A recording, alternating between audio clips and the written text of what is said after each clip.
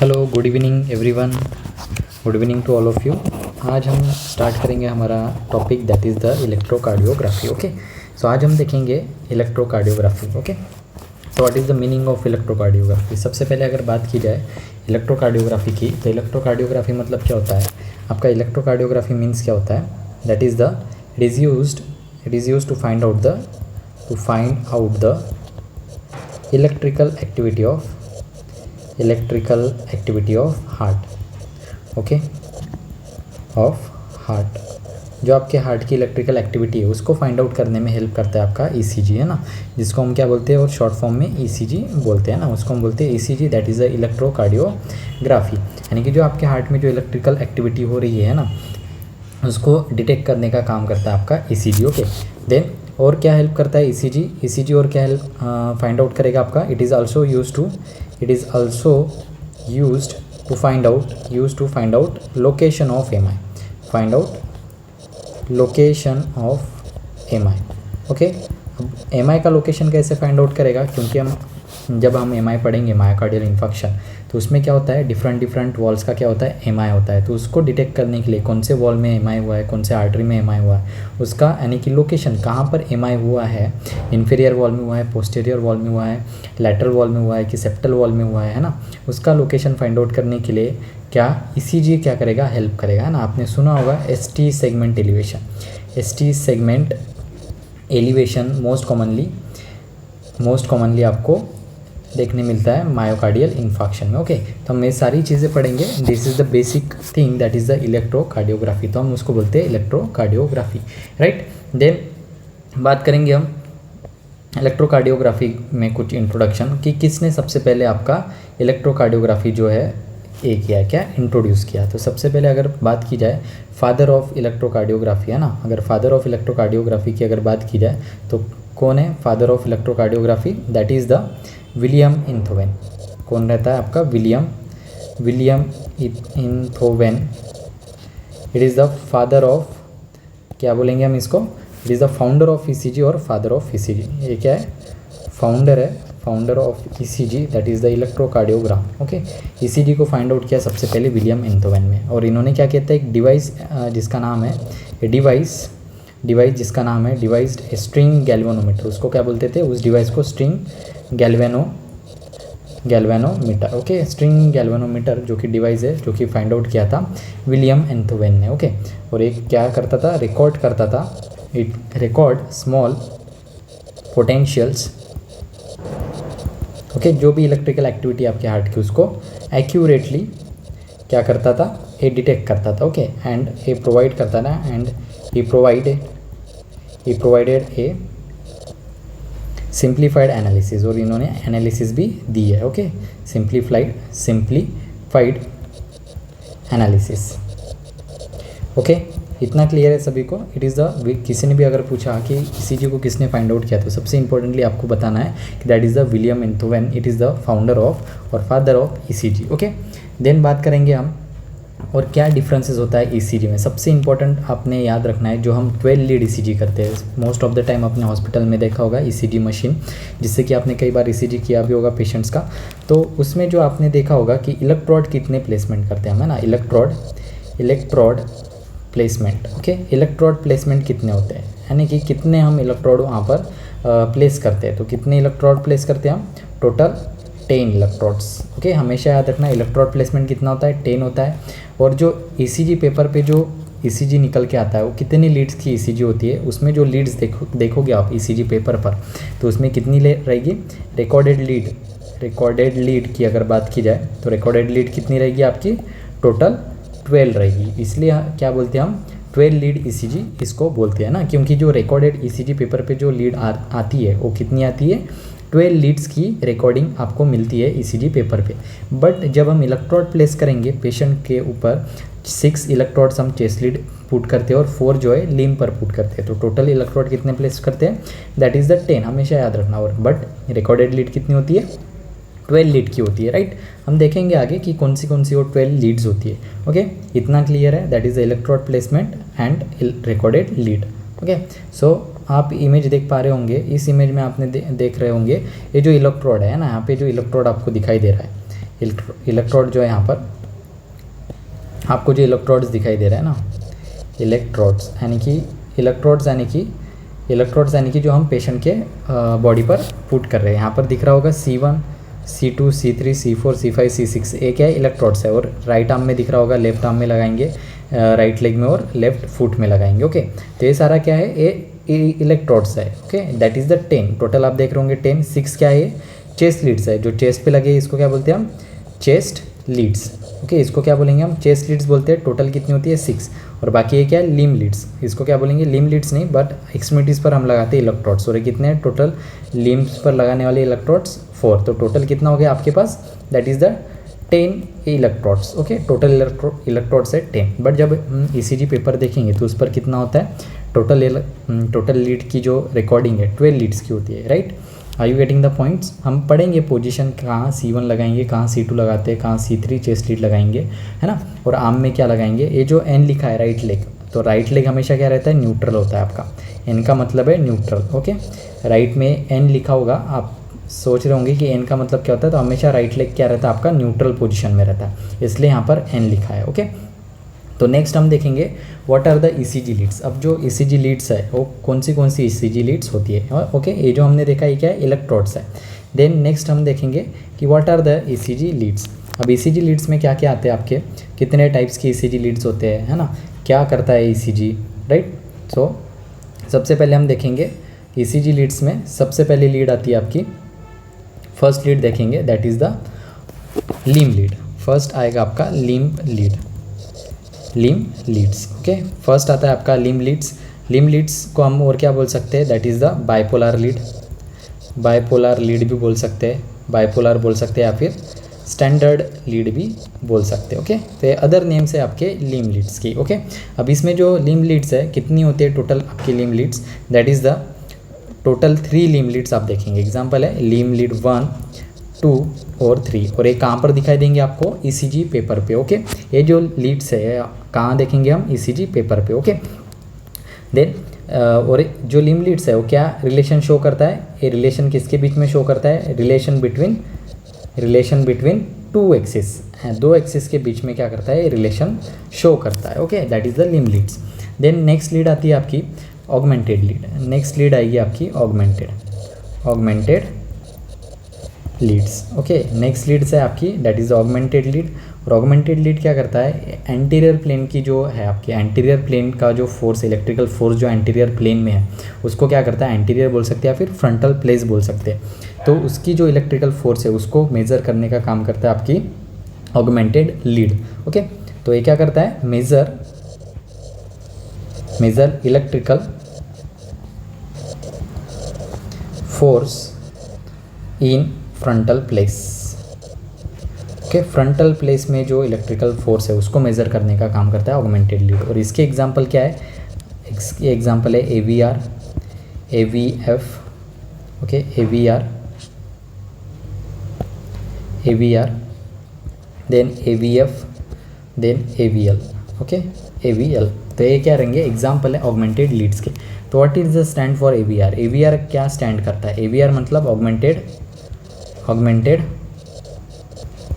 Victor right, augmented vector right. Okay, AVR। Then AVF मतलब क्या होता है, देन AVF की अगर बात करेंगे तो what is the meaning of AVF। AVF का लॉन्ग फॉर्म क्या रहेगा, augmented vector foot, augmented vector foot. Okay, then बात करेंगे हम AVL का, what is the meaning of AVL। AVL मतलब क्या होता है, augmented vector left, augmented vector left. Okay, so यहाँ तक ये क्लियर है, that is the AVR, augmented vector right, augmented vector foot and augmented vector left. ये क्या हो गया आपके कौन सी ऑगमेंटेड लीड्स होगी। देन लास्ट में आता है आपका थर्ड जो लीड्स है ECG लीड्स में जो थर्ड टाइप्स है वो कौन सी रहेगी आपकी, चेस्ट लीड। ओके, जो लास्ट इमेज में हमने देखा था उसी को बोलते थे हम चेस्ट लीड्स, उसी को हम क्या बोलते हैं, चेस्ट लीड बोल सकते हैं, यूनिपोलर लीड बोल सकते हैं, बाइपोलर लीड हम लिम लीड को बोलते थे, और इसको क्या बोलेंगे हम, anterior lead. Okay, anterior lead भी हम इसको कहते हैं। ओके, देन अगर बात करेंगे अब अब चेस्ट लीड्स की तो टोटल कितना होता है और क्या करता है, मेज़र करेगा इलेक्ट्रिकल फोर्स लॉन्जिट्यूडनल प्लेन में। ओके, जैसे फ्रंटल प्लेन में कौन करता है, ऑगमेंटेड लीड, तो वैसे ही लॉन्जिट्यूडनल प्लेन में कौन इलेक्ट्रिकल फोर्स को मेज़र करेगा, आपकी चेस्ट लीड्स करेगी। Okay, so it measures electrical force in longitudinal plane. Okay, electrical force in longitudinal plane. Okay, longitudinal plane में इलेक्ट्रिकल फोर्स को मेज़र करती है। अब इसकी एग्जांपल क्या है, एग्जांपल हमने देखा 6 चेस्ट लीड होता है, तो V12 V6 क्या है, आपकी चेस्ट लीड्स होती है। ओके, V12 V6 यानी कि V1 V2 V2 V3 V4 V5 and V6, these are the chest leads. Okay, ये क्या हो गई, आपकी चेस्ट लीड्स हो गई, और कितनी हो गई chest leads, that is the 6 chest leads are present. Okay, then आएगा आपका, जैसे हमने देखा कि इलेक्ट्रोड्स हम कितने प्लेस कर रहे थे, 10। अब जो ईसीजी पेपर है हम थोड़ा सा रिव्यू कर लेंगे ईसीजी पेपर पे, और जो लीड्स मैंने आपको बताई कौन सी लीड्स थी, that is the limb leads, augmented leads and chest leads. और ये टोटल मिला करके कितनी हो रही है, चेस्ट लीड्स आपकी 6 है, ऑगमेंटेड लीड आपकी 3 है, और लिम्ब लीड्स आपकी 3 है, तो टोटल कितनी होगी आपकी लीड्स, ईसीजी लीड्स कितनी होगी, that is the 12। Okay, then आप देख रहे होंगे यहाँ पे आपको नज़र आ रहा होगा ईसीजी ग्राफ पेपर। ओके, ये क्या है, नॉर्मल साइनस रिदम है, नॉर्मल ईसीजी है। Okay, it is the normal ECG, ये क्या है, नॉर्मल ईसीजी है। ओके, नॉर्मल ईसीजी है। अब इसमें आप देख रहे होंगे, इसको हम बोलेंगे limb lead 1, limb lead 2, limb lead 3। Okay, ये लिम्ब लीड्स है। देन ऑगमेंटेड विक्टर राइट है, ऑगमेंटेड विक्टर लेफ्ट है, देन ऑगमेंटेड विक्टर फुट आएगा। देन यहाँ पे आएगा V1, और यहाँ से भी देख रहे होंगे आप, ये V1 है, V2 है, V3 है, V4 है, V5 है, V6 है। तो टोटल कितना हो गया आपके पास, टोटल जो क्या है, recorded lead, total recorded lead कितनी है, दैट इज़ द 12। ओके, आप देख रहे होंगे limb lead 1 2 3, okay, then augmented 1 2 3, और एक चेस्ट लीड्स है। ओके, तो यहाँ पे आपने देख रहे होंगे लिम्ब लीड्स, और एक क्या है, नॉर्मल साइनस है, एक साइनस रिदम में आपको फ्लो होती हुई आपको ईसीजी दिख रहा होगा। ओके, यहाँ पे कोई भी एबनॉर्मलिटीज़ नहीं शो होगी, यहाँ पे कोई भी एबनॉर्मलिटीज़ आपको नहीं दिखाई देती। ओके, इतना आपको याद रखना है। देन हम बात करेंगे, अगर आप अच्छे से देख पा रहे होंगे इस इमेज को, तो सब में जो आपकी ईसीजी वेव्स है वो कैसी है, ऐसी है ना, P wave, then QRS complex, then T wave. Okay, P wave, then QRS complex, then T wave, right, these are the normal ECG. और सभी लीड्स में, जैसे कि लीड 1 2 3, इसमें कैसी रहेगी, ऐसी क्या रहेगी, आपकी लीड्स प्रेजेंट रहेगी। V1 और V1 से V6 में भी ऐसी आपकी लीड्स जो है आपको नज़र आएगी। ओके, देन सिर्फ आपको AVR में, AVR अगर देख पा रहे होंगे आप, तो इसमें जो है आपको उल्टा नज़र आता है ना, AVR में आपको जो है नॉर्मल पर्सन में, अगर नॉर्मल पर्सन है तो इसमें जो है लीड्स कैसी रहेगी, ए पी वेव रहेगी, then QRS complex, then T wave, ऐसी आपको नज़र आएगी किस लीड्स में, AVR में। और यहाँ पे आप नज़र, आपको अगर क्लियर दिख रहा होगा इमेज, तो आप यहाँ पर देख पा रहे होंगे कि जो ईसीजी लीड्स है, जो वेव्स है, कैसे आ रही है, इन्वर्जन आ रही है, यानी कि टोटली अपोजिट आ रही है rather than the normal. Okay, और यही क्या करता है, कंफर्म करता है ईसीजी प्लेसमेंट को, यानी कि जो हमने ईसीजी ली है वो क्या है, एक्यूरेट है, वैलिडेट है, यही कंफर्म करता है ईसीजी प्लेसमेंट को। ओके, देन बात करेंगे the placements of ECG leads. जो ईसीजी चेस्ट लीड्स हमने लगाई थी, टोटल कितनी थी ईसीजी चेस्ट लीड्स, आपकी 6 total ECG chest Leeds present थी। तो जो 6 टोटल चेस्ट लीड्स है, तो उसका लोकेशन क्या होता है ना, बेसिकली मैं आपको बता देता हूँ। लोकेशन की अगर बात की जाए तो यहाँ पे स्टर्नम रहेगा। Okay, this is the sternum. Okay, this is the sternum, ये आपका स्टर्नम है। यहाँ से क्या होता है, आपका क्लेविकल जुड़ा हुआ रहता है, दिस इज़ द क्लेविकल, जिसको हम ब्यूटी बोन बोलते हैं, हॉरिजॉन्टल बोन बोलेंगे। एक क्लेविकल है, शोल्डर से एस्टेबुलम से क्या होता है, कनेक्ट होता है। ओके, सो ये क्या आपका स्टर्नम है, एक क्लेविकल है, राइट। देन यहाँ से क्या निकलता है, आपका थोरैक्स कैविटी, इसको क्या होती है, कनेक्ट होती है। तो हम यहाँ पे क्या कर लेंगे, thorax cavity, first, second, third, intercostal space जो है आपके, ओके, रिब्स जो है, तो ये फर्स्ट इंटरकोस्टल स्पेस है, सेकेंड, ये third, fourth, then fifth, sixth, 7 8 9, okay, 1 2 3 4 5 6 7 8 9 10, सो 4 5 6 7 8 9, ओके, और 10 रहेगा, और यहाँ पे जो 11, ओके। देन यहाँ पे भी first second third fourth fifth 6 7 8 9, then 10 और 11। टोटल जो रहती है आपकी कितनी इंटरकोस्टल स्पेस रहती है? इंटरकोस्टल स्पेस की अगर बात की जाए, इंटरकोस्टल स्पेस टोटल कितनी होती है आपकी? 11 रहती है। और रिब्स कितने रहेंगे टोटल? रिब्स जो है टोटल कितने रहते हैं? 12 रहते हैं, और इंटरकोस्टल स्पेस 11 रहता है ना, हमेशा आपको ये याद रखना है। तो अगर ईसीजी चेस्ट लीड की प्लेसमेंट की अगर बात की जाए तो कहाँ हम ईसीजी चेस्ट लीड जो है हम प्लेस करते हैं? तो अगर ईसीजी निकालना है ना, किसी फिजिशियन ने अगर ऑर्डर किया है कि ईसीजी निकालना है हमको पेशेंट का, तो हम जो चेस्ट लीड्स है जो पेशेंट के चेस्ट में लगाएंगे, तो कहाँ पर प्रॉपर पोजीशन रहेगा, एनाटॉमिकल पोजीशन क्या रहेगी चेस्ट लीड्स की, वो हम देख लेते हैं। ओके, तो जो सबसे पहले जो चेस्ट लीड आएगी आपकी, कौन सा?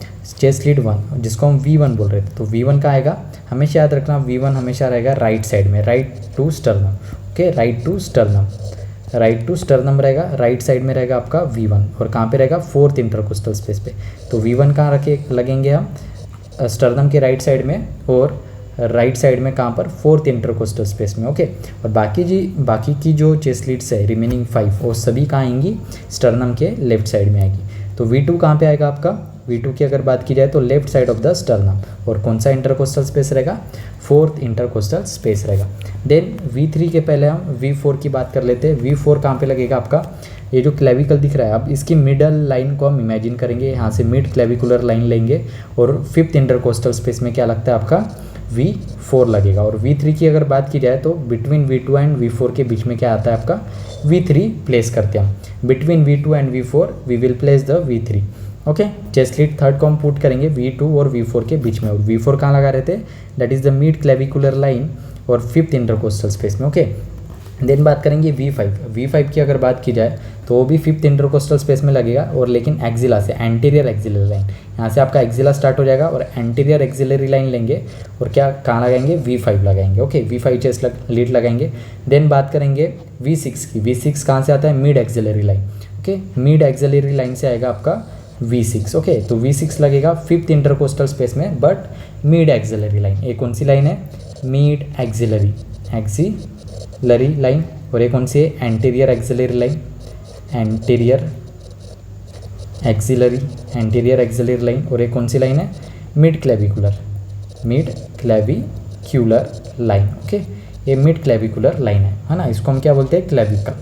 क्लेविकल है। और ये जो है आपका थोरैक्स है, जिसको हम क्या बोलते हैं? रिब्स हमने बनाया, और थोरैक्स कैविटी। ओके, इतना क्लियर है। हम 1 बाय 1 देख लेते हैं अभी कि फर्स्ट चेस्ट लीड की लोकेशन क्या है, anatomical location. Second chest lead की क्या एनाटॉमिकल लोकेशन है, we will see it. Okay, तो फर्स्ट 1 बाय 1 देखते हैं। दैट इज़ अ फर्स्ट अगर बात की जाए तो chest lead first, that is the V1 की बात कर रहे थे हम। तो इसका जो लोकेशन है या प्लेसमेंट, ओके, प्लेसमेंट की अगर बात की जाए तो प्लेसमेंट कहाँ करेंगे हम इसका? राइट, मैंने क्या बोला? V1 हमेशा कहाँ था? Right side of sternum at 4th intercostal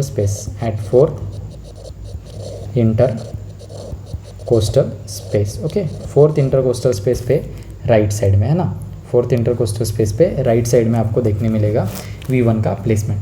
then second one is the chest lead 2, chest lead V2। अब V2 कहाँ प्लेस कर रहे थे हम? V2 की अगर बात की जाए, प्लेसमेंट की बात करेंगे V2 के प्लेसमेंट की अगर बात की जाए तो ये कहाँ रहेगा? Left side of sternum at 4th intercostal space same ही है, बट लोकेशन चेंज हो रहा है। ओके, कोस्टल स्पेस राइट का लेफ्ट हो गया। ओके, V2 चेस्ट लीड में। देन बात करेंगे चेस्ट लीड थर्ड की, चेस्ट लीड V3,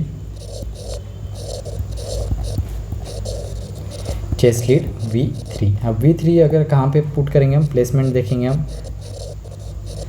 देखेंगे चेस्ट V3 का, तो इट इज़ प्लेस्ड बिटवीन, मैंने क्या बोला था आपको? V2 V3 एंड V4, हाँ sorry V2 and V4। Okay, इसको कहाँ पुट कर रहे थे हम, between V2 and V4, V2 और V4 के बीच में हम प्लेस करते हैं V3 को। देन बात करेंगे चेस्ट लीड आपका, chest lead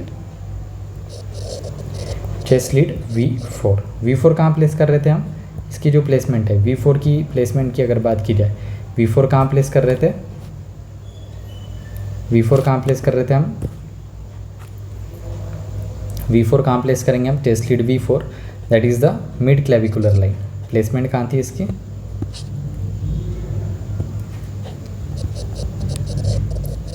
placement mid clavicular line at 5th intercostal space। okay, then V5 chest lead 5th। okay, that is the V5। अब V5 की प्लेसमेंट कहाँ थी आपकी, प्लेसमेंट अगर देखेंगे तो कहाँ है, anterior axillary line, anterior axillary line at same 5th intercostal space। Okay, 5th intercostal space पर V5। देन लास्ट आता है आपका, that is the next slide पे मैं बताता हूँ आपको, that is the 6th chest lead V6। Okay, chest lead V6, जो 6th चेस्ट लीड है वो कहाँ पे थी, प्लेसमेंट की अगर बात की जाए तो कहाँ पे प्लेस कर रहे थे हम, एंटीरियर की जगह अभी mid axillary line at same 5th intercostal space। Okay, इतना क्लियर है, 5th intercostal space पे मिड एक्सिलरी लाइन को लेकर के हम पुट कर रहे थे। ओके, देन इस इमेज में आप प्रॉपरली देख पा रहे होंगे कि हम राइट आर्म में, लेफ्ट आर्म में, राइट लेग में और लेफ्ट लेग में पुट करते हैं। देन चेस्ट लीड आप देख रहे होंगे, right arm, left leg, okay, right leg, और V1 का प्लेसमेंट आप यहाँ पर नज़र कर रहे होंगे, तो 4th intercostal space, right sternal edge, V2 4th intercostal space, left sternal edge, V3 midway between V2 and V4 5th intercostal space, mid clavicular line, right. V5 कहाँ कर रहे थे, एंटीरियर एक्सिलरी लाइन और विथ V5। ओके, V4 की जगह यहाँ V5 आएगा, और mid axillary line V4 and V5। Okay, जो आपका रहेगा 5th intercostal space में। ओके, ये कहाँ पे आएगी आपकी, 5th intercostal space।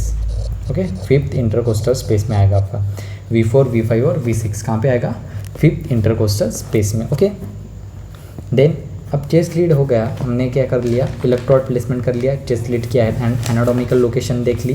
Okay, ECG graph paper देख लिया। जब हमने ECG ग्राफ पेपर देखा, यहाँ पे आपको नज़र आ रहा होगा, I will show you once again, this is the ECG graph paper. अब ECG ग्राफ पेपर में अगर आप देखोगे तो यहाँ पे क्या होता है, 1 लार्ज बॉक्स होता है, आपको एक लार्ज बॉक्स दिखाई दे रहा होगा, और इसमें क्या होते हैं, छोटे छोटे स्मॉल बॉक्स होते हैं। टोटल स्मॉल बॉक्स कितने रहेंगे आपके, एक लार्ज बॉक्स में टोटल स्मॉल बॉक्स कितना होता है, 5 देखने मिलेगा। ओके, 25 टोटल आपको एक लार्ज बॉक्स में देखने मिलते हैं। ओके, तो आप देखोगे एक लार्ज बॉक्स रहेगा आपका, I will explain you in the slide कि ECG ग्राफ पेपर, अगर ECG ग्राफ पेपर अगर देखोगे आप तो एक बॉक्स रहता है, एक लार्ज बॉक्स रहेगा, इसको हम लार्ज बॉक्स बोलते हैं, लार्ज बॉक्स या लार्ज स्क्वायर बोल सकते हैं। इसमें जो है स्मॉल स्क्वायर रहेंगे आपके। ओके, स्मॉल बॉक्सेस आपको नज़र आएंगे, मैं और क्लियर आपको बता देता हूँ।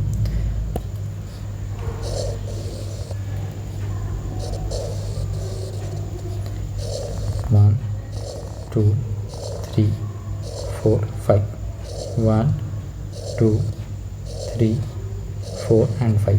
तो ये क्या है, 1 लार्ज बॉक्स, ये क्या है, 1 लार्ज बॉक्स। ओके, इसको हम क्या बोलते हैं, लार्ज बॉक्स।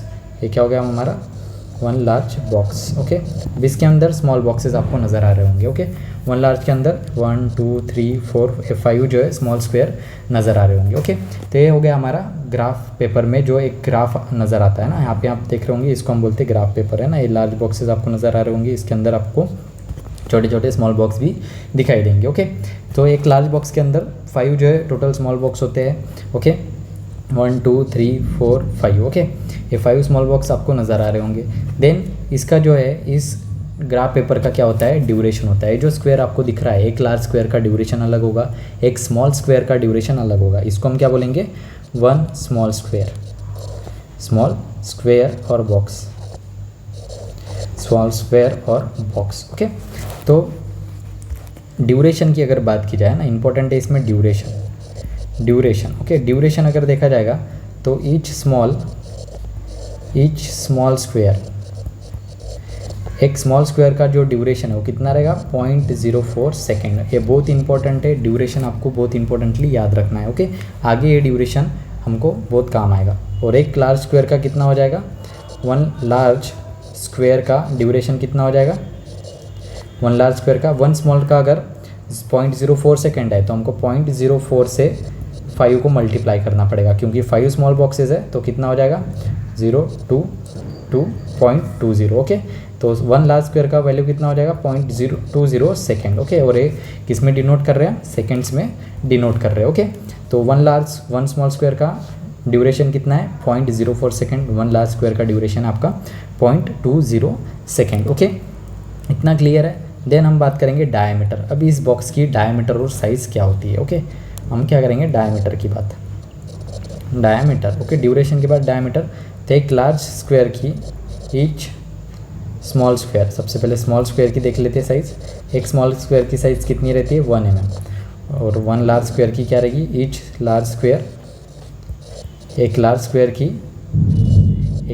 की कितनी रहेगी 5 mm। ओके, क्योंकि वन स्मॉल स्क्वायर की अगर आपको क्या देखने मिल रही है, साइज़ कितनी है 1 mm, तो पूरा जो बॉक्स है लार्ज बॉक्स की कितनी रहेगी साइज़ 5 mm साइज़ रहेगी। ओके, इतना क्लियर है। That is the ECG graph paper. Okay, और जो स्पीड होती है आपकी ECG की, जो स्पीड रहेगी वो कितनी रहेगी, ये आप देख रहे होंगे ECG ग्राफ पेपर। और जो स्पीड रहती है ECG की, speed of ECG। Okay, I will write here speed of ECG। Okay, speed of ECG machine,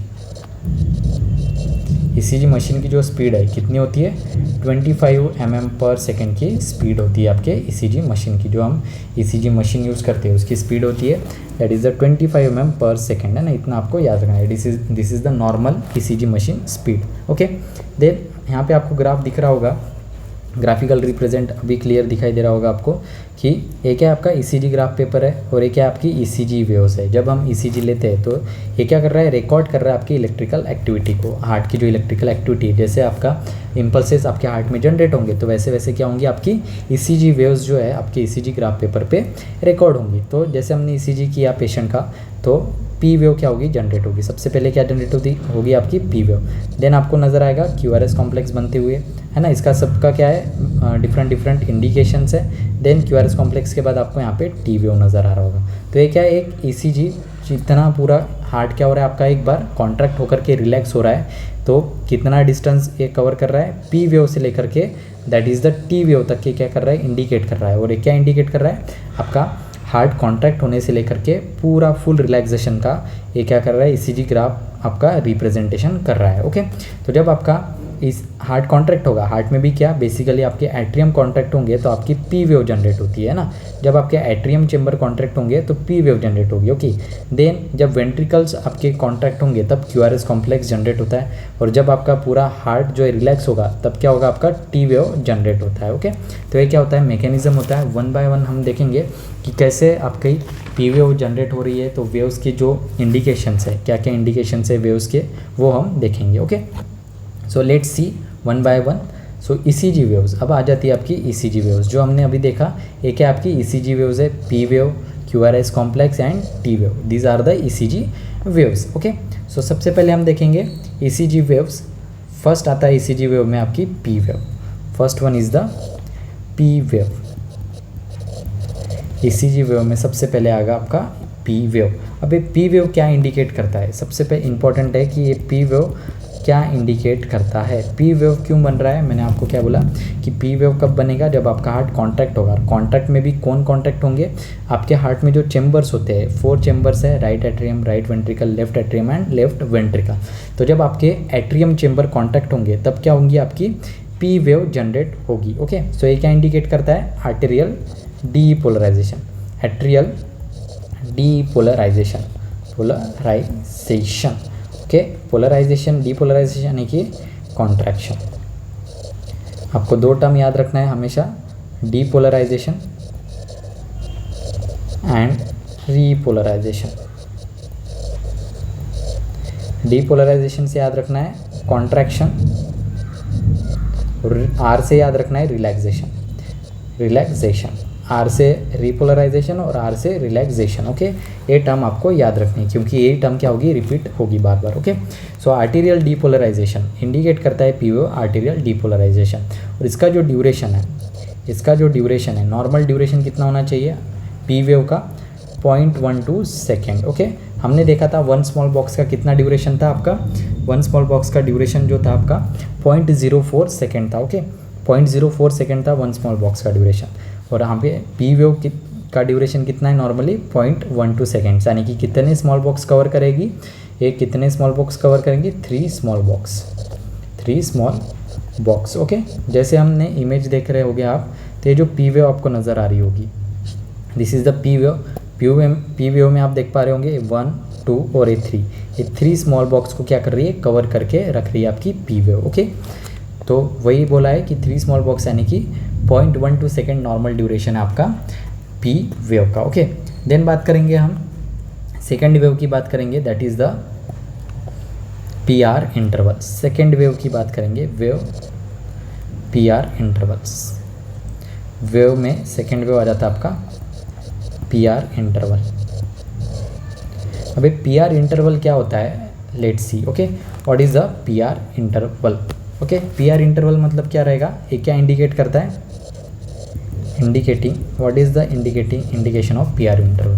P R interval क्या इंडिकेट करता है कि जो इम्पल्स जनरेशन हो रहा है ड्यूरेशन इनटू द एट्रिया, मतलब जो कंडक्शन सिस्टम से जो इम्पल्स जनरेट हो रहा है, एसी नोड से जो आ रहा है एवी नोड को जा रहा है, then bundle of His, then Purkinje fibres, उससे ही क्या हो रहा है आपके हार्ट क्या हो रहा है, आपका हार्ट बीट हो रहा है। ओके, इम्पल्स जैसे जनरेट होता है। तो पी आर इंटरवल क्या इंडिकेट कर रहा है कि जो इम्पल्स आपके एट्रियम में जनरेट हो रहा है, तो उसको इंडिकेट करता है पी आर इंटरवल। सो impulse generation into atria. Okay, atrium में जो इम्पल्स जनरेशन हो रहा है उसको इंडिकेट करता है P R interval. Okay, then इसका जो ड्यूरेशन है कितना होता है normally 0.12 second to 0.20 second. This is the normal duration, यानी कि पूरा वन लार्ज बॉक्स हम बोल सकते हैं। ओके, पूरा क्या हो सकता है 3 to 5 स्मॉल बॉक्सेस हम बोल सकते हैं ना। यहाँ पे आप देख रहे होंगे पी आर इंटरवल को किसको हम पी आर इंटरवल बोल रहे हैं। पी आर इंटरवल की अगर बात की जाए तो आप देख रहे होंगे पी आर इंटरवल आप देख रहे होंगे कि कहाँ से स्टार्ट हो रहा है, स्टार्टिंग ऑफ पी वेव के स्टार्टिंग से लेकर के and starting of Q wave.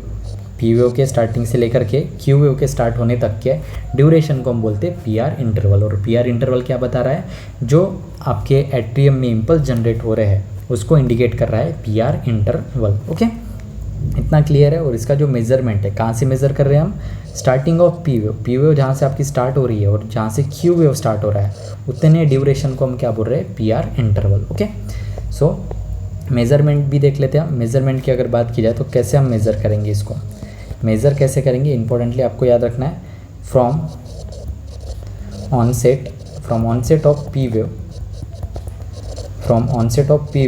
To onset of QRS complex। Okay, QRS complex और Q वेव हम बोल सकते हैं। तो यहाँ से हमको क्या करना पड़ता है, मेज़र करेंगे हम किसको, पी आर इंटरवल को। ओके, देन थर्ड आता है आपका पी आर इंटरवल के बाद थर्ड वेव आएगी आपकी QRS कॉम्प्लेक्स। थर्ड कौन सी वेव आएगी आपकी, that is the QRS complex. QRS complex को आप कैसे मेज़र करते हो, सबसे इंपॉर्टेंट है ये क्या इंडिकेट करता है, इंडिकेटिंग व्हाट इट्स इंडिकेटेड।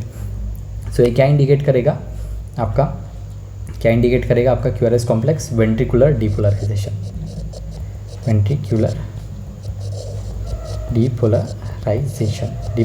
यानी कि कॉन्ट्रैक्शन।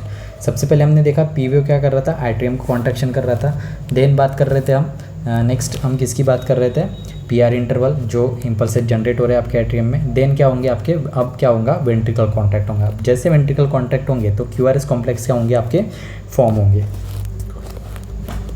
ओके, सो वेंट्रिकुलर डिपोलराइजेशन इंडिकेट करता है क्यू आर एस कॉम्प्लेक्स। अब इसका जो ड्यूरेशन है, क्या ड्यूरेशन रहेगा इसका, ड्यूरेशन की अगर बात की जाए तो कितना ड्यूरेशन रहेगा, 0.04 सेकेंड, यानी कि 1 स्मॉल बॉक्स टू 0.10 सेकेंड्स, यानी कि 2.5 बॉक्स तक के रहेगा। 1 स्मॉल बॉक्स से लेकर के 2.5 स्मॉल बॉक्स तक के क्या रहेगा, इसका ड्यूरेशन रहेगा, किसका, क्यू आर एस कॉम्प्लेक्स का। Okay, then Q R S complex को मेज़र कैसे करेंगे। ओके, मेज़रमेंट इंपॉर्टेंट है। मेज़र हम कैसे करेंगे, हम इसको क्यू आर एस कॉम्प्लेक्स को, और कैसे मेज़र करेंगे हम। मेज़रमेंट की अगर बात की जाए तो सबसे पहले मैं आपको दिखा देता हूँ Q R S complex. This is the Q R S complex. Okay, ये जो आप देख पा रहे होंगे ये क्या है, Q R S complex. P R interval के बाद जो बन रहा है उसको क्या बोल रहे हैं, क्यू आर एस कॉम्प्लेक्स। तो जहाँ पर पी आर इंटरवल एंड हो रहा है, यानी कि termination of P R interval है ना, to end of S wave, यहाँ पे क्या हो रही है आपकी, एस वेव एंड हो रही है। Okay, to end of S wave, termination of P R interval to termination of S wave क्या बनाएगा, क्यू आर एस कॉम्प्लेक्स बनाएगा। ये पूरा क्या बना रहा है आपका, क्यू आर एस कॉम्प्लेक्स बना रहा है। ओके, इतना क्लियर है। एक क्यू वेव से लेकर के जहाँ पे पी आर इंटरवल एंड हो रहा है, यहाँ से लेकर के जो क्यू आर एस कॉम्प्लेक्स बन रहा है आपका, और पूरा कहाँ तक के, एस वेव एंड होते तक के। तो इस ड्यूरेशन को, इसको पूरा क्या बोलेंगे हम, क्यू आर एस कॉम्प्लेक्स। और नॉर्मल ड्यूरेशन कितना है इसका, 0.04 सेकेंड टू 0.10 सेकेंड। और मेजरमेंट कहाँ कर रहे हैं, from end of P R interval to end of S wave. Okay, end of S wave. Okay, then next wave की बात करेंगे हम, that is the next wave is the fourth wave, that is the, अब कौन सी वेव आएगी आपकी, एस टी सेगमेंट। ओके, बहुत इंपॉर्टेंट है S T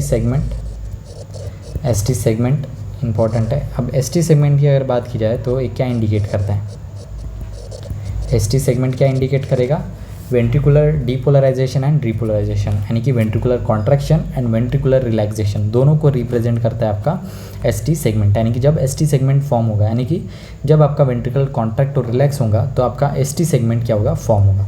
so ventricular depolarization and repolarization, ventricular depolarization and ventricular repolarisation.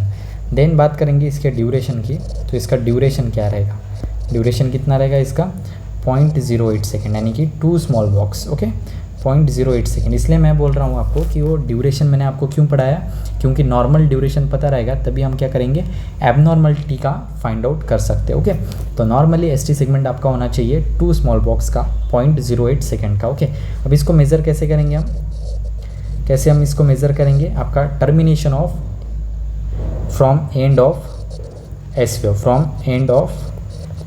S wave, यानी कि जहाँ पे आपकी एस वेव एंड हो रही थी वहाँ से लेकर के to starting of T wave. I will show you, ये इमेज में आप देख रहे होंगे कि आपका एस टी सेगमेंट क्या कह रहा है। एस टी सेगमेंट हम कहाँ से मेज़र कर रहे हैं, ओके, कहाँ से मेज़र कर रहे हैं हम एस टी सेगमेंट, आपको नज़र आ रहा होगा एस टी सेगमेंट का। तो यहाँ पर आपकी एस वेव एंड हो रही थी और स्टार्ट कहाँ पे हुई, यहाँ से आपकी टी वेव स्टार्ट हो रही है ना। तो इतने सेगमेंट को हम क्या बोलते हैं, that is the S T segment. और यही क्या होता है, मायोकार्डियल इन्फार्क्शन में क्या होता है, एलिवेट होता है। ओके, एलिवेट कहाँ होता है, मायोकार्डियल इन्फार्क्शन में। और एंजाइना में क्या होता है, ये डिप्रेस होता है। जैसे आपको नॉर्मली यहाँ पर क्या दिख रहा होगा, नॉर्मली आपको यहाँ स्ट्रेट लाइन नज़र आ रही है एस टी सेगमेंट की, बट ये एलिवेट कहाँ होगा, एम आई में, और ये डिप्रेशन कहाँ होगा, एंजाइना पेक्टोरिस में। ओके, जब आप क्या डिसीज़ कंडीशन पढ़ोगे तब आपको फाइंडिंग्स नज़र आएगी ईसीजी की, इसलिए मैं नॉर्मल ईसीजी आपको आज पढ़ा रहा हूँ। Okay, the abnormalities are the different topics. Okay, so कहाँ पे एलिवेट देखने मिलेगा आपको, मायोकार्डियल इन्फार्क्शन में आपको एस टी सेगमेंट एलिवेट देखने मिलता है, नॉर्मली फ्लैट रहेगा। और इन्वर्जन किस में देखने मिलेगा आपको, एंजाइना पेक्टोरिस में। ओके, इन्वर्जन किस में देखने मिलता है, angina pectoris. Okay, so this is the S T segment जहाँ पे एस वेव एंड हो रही है और टी वेव स्टार्ट हो रही है। So this is the S T segment. Then बात करेंगे हम एस टी सेगमेंट के बाद हम बात करेंगे आपके टी वेव की। देन नेक्स्ट आता है आपका टी वेव। नेक्स्ट हम देखेंगे T wave, that is the fifth wave जो है आपकी टी वेव है। फिफ्थ वेव जो है आपकी that is the T wave. T wave की अगर बात की जाए तो टी वेव क्या इंडिकेट करती है, टी वेव क्या इंडिकेट करेगा,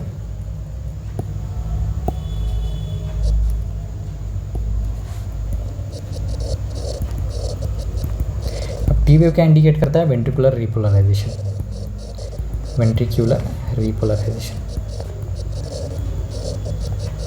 ओके, अब क्या होंगे, वेंट्रिकल्स कॉन्टैक्ट होने के बाद वेंट्रिकल्स रीपोलराइजेशन स्टार्ट होगा, और तब क्या होगा, जब पूरा रिलैक्स हो जाएगा आपका वेंट्रिकल्स, तब क्या होगी, टी वेव फॉर्म होगी। ओके, और इसका जो duration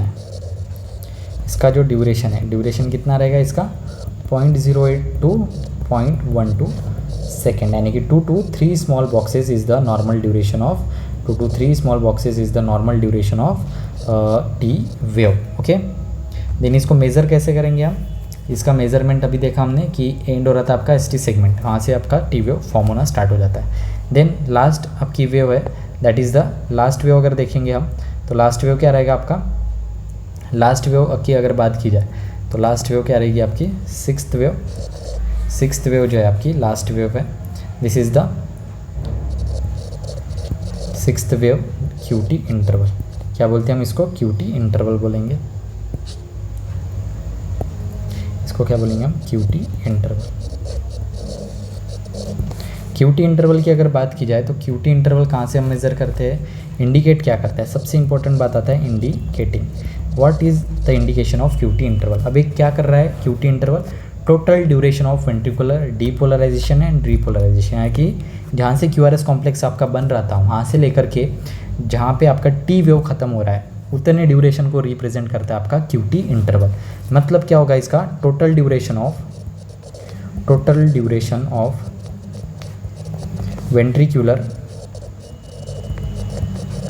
ventricular depolarization and repolarization is the total duration of ventricular depolarization and ventricular repolarization, मतलब कॉन्ट्रैक्शन एंड रिलैक्सेशन पूरा वेंट्रिकल्स का इंडिकेट करता है QT इंटरवल। ओके, देन इसका जो ड्यूरेशन कितना रहेगा इसका, ज़्यादा रहेगा, 0.32 सेकेंड से लेकर के 0.40 सेकेंड तक के क्या रहेगा इसका ड्यूरेशन रहेगा।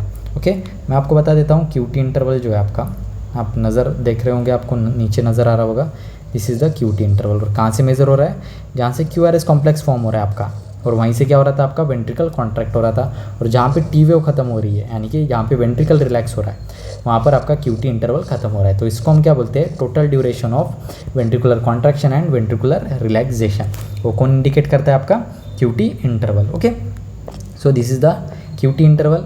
अब इसका जो मेज़रमेंट है ना, मेज़रमेंट कैसे करेंगे हम, इसका मेज़र कहाँ से करेंगे,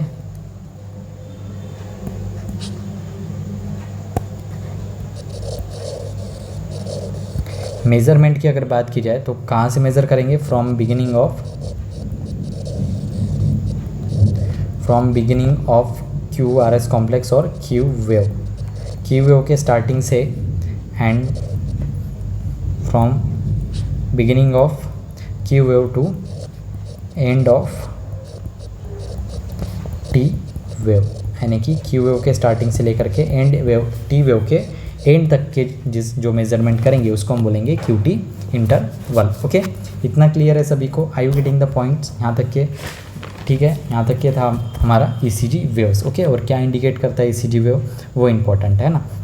अब हम बात करेंगे कि पल्स रेट कैसे काउंट करेंगे, देख करके किसका, ECG को देख करके हम कैसे, ECG ग्राफ को देख करके हम कैसे पल्स रेट निकाल सकते हैं पेशेंट का। ओके, और उसके कुछ फार्मूलाज है, वो हम फार्मूला पढ़ेंगे। ओके, उससे पहले एक साइन होता है hockey J sign. Okay, hockey shape का J पॉइंट होता है ना, हॉकी शेप का क्या नज़र आता है आपका, J पॉइंट नज़र आएगा, J पॉइंट रहता है हॉकी शेप का, J पॉइंट इन ECG। अब ECG में जो J पॉइंट है वो क्या होता है, ओके, नॉर्मल जो वेव है आपकी ECG की नॉर्मल वेव कैसी है, this is the P wave, then QRS complex.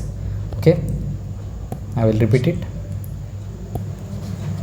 This is the P wave, then QRS complex. Okay, then T wave. तो ये जो आपका देखने मिल रहा है यहाँ पे, ये पी वेव आपकी, ये क्यू वेव है, आर एस एंड टी। तो ये जो एस के पास जो शेप बन रहा है, ये क्या बन रहा है, हॉकी शेप बन रहा है। ओके, और इसी को क्या बोलते हैं हम, जे पॉइंट बोलते हैं। ओके, सो जे पॉइंट क्या है, is a junction.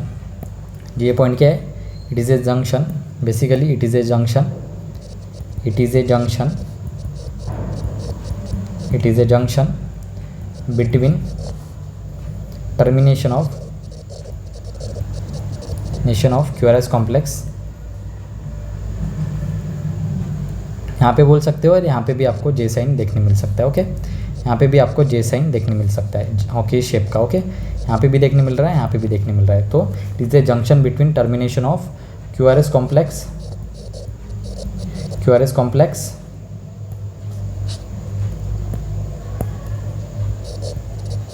QRS complex and beginning of ST segment, ST segment।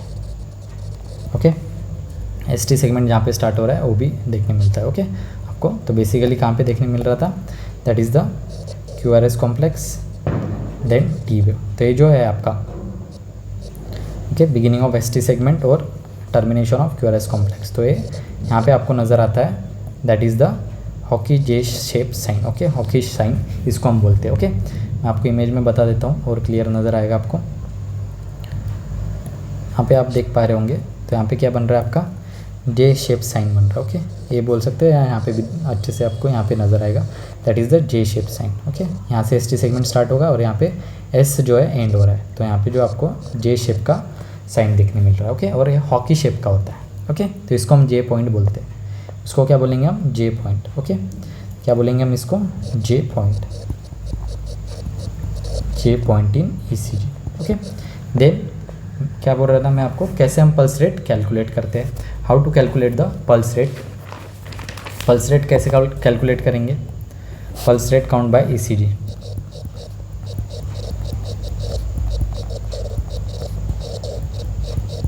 Count by ECG को देख करके हम पल्स रेट काउंट करते हैं। अब इसके दो फॉर्मूलेज है ना। अब दो फॉर्मूले क्या है, फर्स्ट फॉर्मूला है आपका, दो फॉर्मूलेज है। फर्स्ट की अगर बात की जाए तो हम क्या करेंगे, 1500 से डिवाइड करेंगे, 1500 से डिवाइड करेंगे किसको, काउंट करके, काउंट स्मॉल बॉक्सेस को काउंट करेंगे, small boxes between R wave, between R wave के बीच में जितने स्मॉल बॉक्स आ रहे हैं उसको काउंट करके 1500 से डिवाइड करेंगे, तो हमारी पल्स रेट जो है निकल कर आ जाएगी। ओके, जैसे मैं आपको इमेज में बता देता हूँ, ECG की इमेज में, ये जो है आर वेव, यहाँ से लेकर के यहाँ तक के जो आर वेव है, सेकेंड वेव की जो आर वेव रहेगी, उसके बीच के स्मॉल बॉक्स को काउंट करके 1500 से डिवाइड कर देंगे। एक ये फार्मूला है।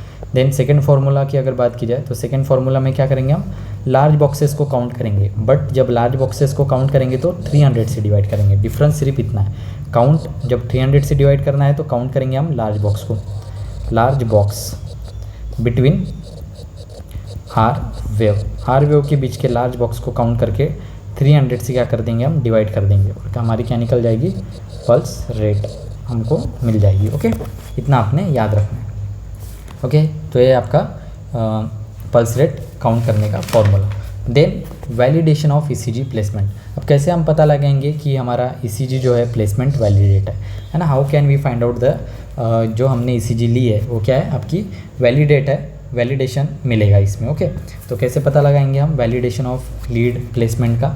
तो सबसे पहले हम देखेंगे, क्या फाइंड आउट करेंगे, सबसे पहले हम AVR लीड देखते हैं, ऑगमेंटेड विक्टर राइट। मैंने आपको बताया था ECG ग्राफ पेपर के वक्त, ऑगमेंटेड विक्टर राइट में क्या होता है, नॉर्मली हमारी वेव कैसी होती है, नॉर्मली वेव हमारी होती है that is the P wave, then QRS complex, then T wave. Okay, ये हमारी क्या है, नॉर्मल वेव है। बट AVR में क्या नज़र आएगा आपको, जस्ट अपोजिट नज़र आएगा। P वेव कैसी रहेगी, उल्टी रहेगी, देन आपका QRS कॉम्प्लेक्स बनेगा, देन आपका T वेव बनेगा। तो ये P वेव रहेगी, QRS एंड T वेव। तो ये नज़र आएगा आपको किस में, AVR में। ये किस में नज़र आएगा, AVR लीड में। तो यहाँ पे क्या बोलेंगे हम, एक्सपेक्टेड फाइंड मिरर इमेज, यानी कि मिरर इमेज आपको नज़र आएगी, मिरर इमेज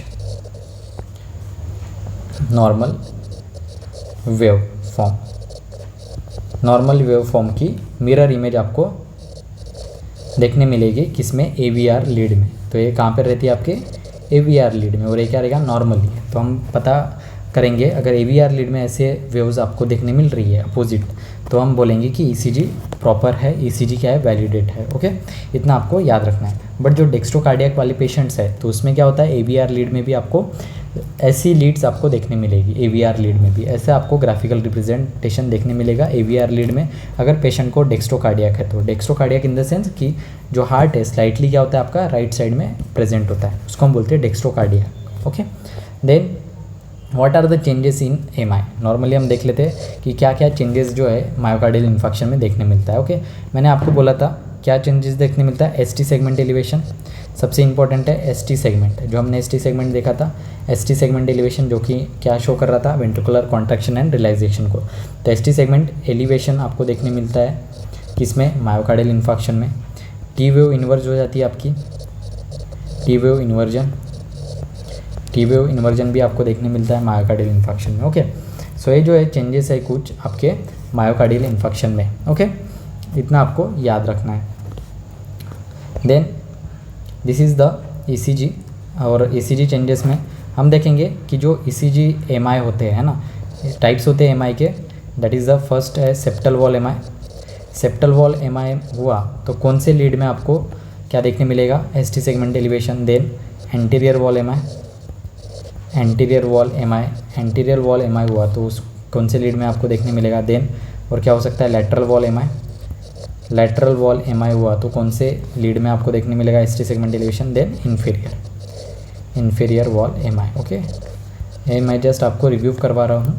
अगर सेप्टल वॉल MI है तो कौन सी लीड में देखने मिल रहा है आपको, लीड V1 और V2 में ST सेगमेंट एलिवेशन देखने मिलेगा। एंटीरियर वॉल MI है तो लीड V3 V4 में, V3 V4 में देखने मिलेगा। लैटरल वॉल MI है तो V5 V6 और AVL और लीड फर्स्ट में आपको देखने मिलता है। इन्फीरियर वॉल MI है तो लीड 2, 3 और AVF augmented vector foot. Okay, इसमें आपको इन्फीरियर वॉल MI में आपको ST सेगमेंट, ये सब में क्या होता है, ST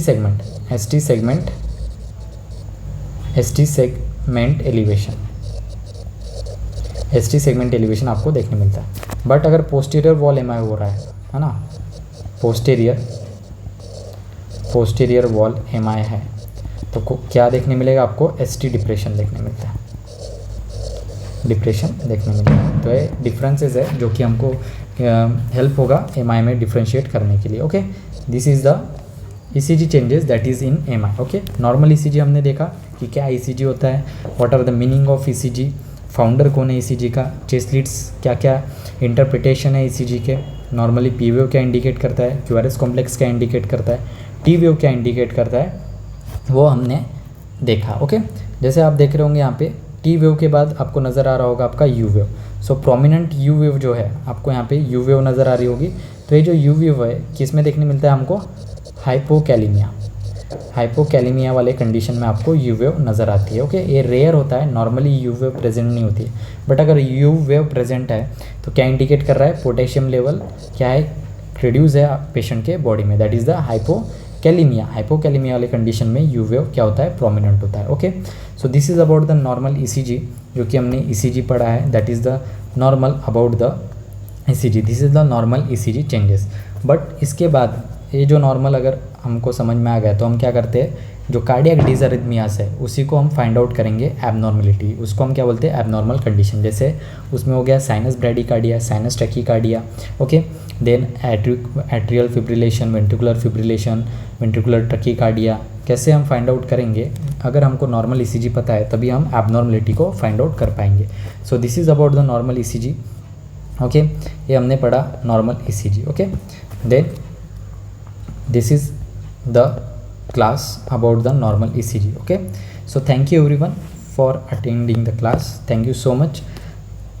okay, अगर कुछ भी डाउट है तो आप पूछ सकते हो, but this is about the class, thank you so much. okay, we will meet in the next class. Thank you everyone, thank you so much.